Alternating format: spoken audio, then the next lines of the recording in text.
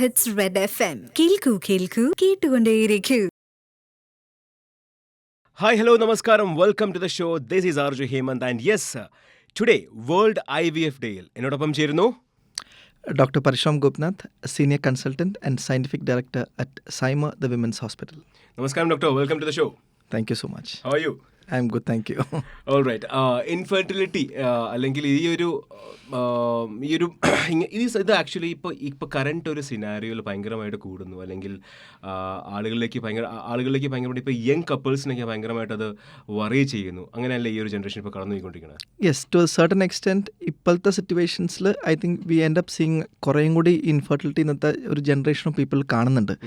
Primarily not because causes have increased, but to a large extent നമ്മുടെ ഒരു lifestyle അല്ലെങ്കിൽ we are moving to those causes. Especially ഇപ്പോൾ പണ്ട് കാലത്ത് നമ്മളെപ്പോഴും പറയുക, നമുക്ക് we did not have too much of എൻ entertainment. So the only entertainment was having sex. But today, if you look at a lot of young couples or couples, obviously young married couples, there's so much of options of entertainment. There's so much of other things. So the lifestyle, probably a regular sexual life, or probably issues because of stress, the work stress, the kind of lifestyle in the sense that smoking, alcoholism, all that have increased. അപ്പോൾ അതുകൊണ്ട് തന്നെ because of all these reasons, the incidence of infertility also has increased in the coming years, in these recent years. Okay. Is this only a women's problem? ഇത് എപ്പോഴൊരു തെറ്റായിട്ടുള്ള ധാരണയാണ്. For example പണ്ട് കാലത്തൊക്കെ നമ്മൾ ഒരു ഇൻഫെർട്ടിലിറ്റിക്ക് വേണ്ടിയിട്ട് ഒരു പേഷ്യൻ്റ് വരുമ്പോൾ എപ്പോഴും ആ സ്ത്രീകൾ മാത്രമാണ് വരിക. പക്ഷേ ഇപ്പോഴത്തെ കാലത്ത് I think people are kind of understanding this more or accepting it more that it is equally a man's problem. ശരിക്കും പറഞ്ഞാൽ പുരുഷനും സ്ത്രീയും ഈക്വലി ഇൻവോൾവ് ആണ് to have a child. And obviously the problems can be from both these people. ഇപ്പോൾ നമ്മൾ scientifically നോക്കുകയാണെങ്കിൽ നമ്മൾ പറയുക ഒരു 30% of the causes are because of a male, 30% are because of a female, and 30% are a combined issue. So അതുകൊണ്ട് തന്നെ I would say more than 50% or 50% or over 50% is the causes are because of the men. ഇതിന് treatment എന്താണ്? അത് affordable ആണോ, expensive ആണോ? See, first of all, what we should always understand is that infertility എന്താണ് treatment അനുസരിച്ചിരിക്കും. For example, sometimes when a couple comes and talks to us and we understand, they say that 80% of the people actually ഒരു proper counselling മാത്രം മതി. ഒന്ന് സംസാരിച്ച് മനസ്സിലാക്കി അവർക്ക് clear ആയിട്ട് പറഞ്ഞു കൊടുത്താൽ തന്നെ അതൊരു ട്രീറ്റ്മെൻ്റ് ആയി കഴിഞ്ഞു. ചിലവർക്ക് നമുക്ക് ചില ട്രീറ്റ്മെൻറ്റ്സ് ചെയ്യേണ്ടി വരുന്നുണ്ട്. സ്മോൾ ലൈക്ക് IUI ഓർ ഇപ്പോൾ എഗ് ഉണ്ടാവാനുള്ള മരുന്ന് കൊടുക്കുക, സ്പേം അങ്ങനെ വാഷ് ചെയ്ത് യൂട്രസിനകത്തേക്ക് ഇട്ട് കൊടുക്കുക, IUI പ്രൊസീജിയേഴ്സ്. അതിനൊക്കെ approximately say it will come around 15,000-20,000 rupees or something like that. But again, an advanced treatment like IVF, which most of the people think that every patient for infertility will require an IVF. അത് ശരിക്കും പറഞ്ഞാൽ less than 20% of the ആൾക്കാർക്കേ വേണ്ടി വരുന്നുള്ളൂ. ആ ഒരു ഗ്രൂപ്പിനാണ് probably if at all some cost of treatment വരുന്നത് അവർക്കാണ്.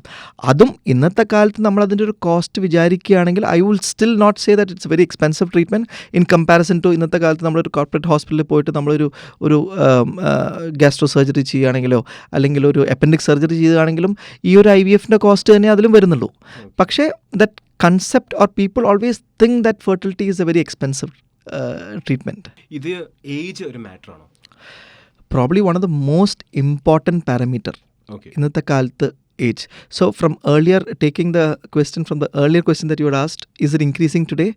One of the major reasons is today നല്ലൊരു ഏജിൽ ആൾക്കാർക്ക് ആർക്കും കുട്ടികൾ വേണ്ട. അവർക്ക് കുറച്ചും കൂടി കഴിഞ്ഞ് കുറച്ചും കൂടി ഓൾഡർ ആവുന്ന സമയത്താണ് they realise okay now that we won't have a child. So because ആ ഏജ് കൂടുന്നതനുസരിച്ചിട്ട് നമ്മുടെ മെയിൻ കൺസേൺസ് എക്സ്പെഷ്യലി ഫീമെയിൽസിനാണ് കൂടുതൽ important. As the age increases the possibility to conceive keep on reducing.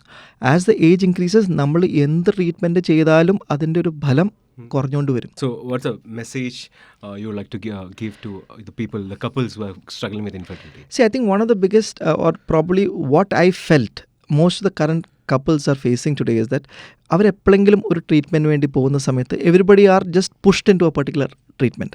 So what is important today for them is to first of all properly evaluate themselves. അത് കഴിഞ്ഞിട്ട് നമുക്കിതിൻ്റെ ഒരു root cause കണ്ടുപിടിക്കാൻ ശ്രമിക്കുക. എല്ലാവരും പ്രാവശ്യം റൂട്ട് കോസ് കണ്ടുപിടിക്കാൻ പറ്റിയെന്ന് വരില്ല, പക്ഷേ at least try to find a root cause. At least have a plan of treatment. നമ്മൾ ആദ്യം ഇങ്ങനെ ചെയ്ത് നോക്കണം, ഈ ട്രീറ്റ്മെൻറ്റ് ചെയ്തിട്ട് ശരിയായില്ലെങ്കിൽ നമ്മളിങ്ങനെ ചെയ്യണം. ബിക്കോസ് അവർ ഒരു ട്രീറ്റ്മെൻറ്റ് ചെയ്യുമ്പോഴേക്കും അവർ ഭയങ്കരമായിട്ട് ഡിജക്റ്റഡ് ആവും. ആൻഡ് സിമിലർലി ഈച്ച് ട്രീറ്റ്മെൻറ്റിൻ്റെ സക്സസ് റേറ്റിൻ്റെയും ഒരു കോസ്റ്റിൻ്റെയും ഒരു ടൈം ഫ്രെയിമിനെ കുറിച്ചൊക്കെ ഒരു ധാരണ അവർക്ക് ഉണ്ടായിരിക്കണം. So once they have a clear picture of what they are going to do, they will be able to accept failures as well as success equally.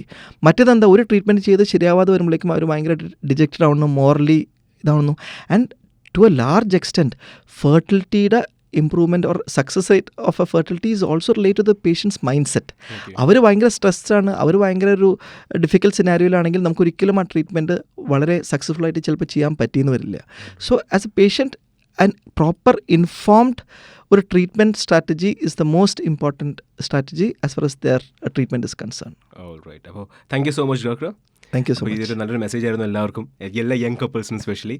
അപ്പോൾ thank you so much once again. This public awareness initiative is by JB Pharmaceutical Limited. കേൾക്കൂ കേട്ടുകൊണ്ടേയിരിക്കൂ. Thank you so much.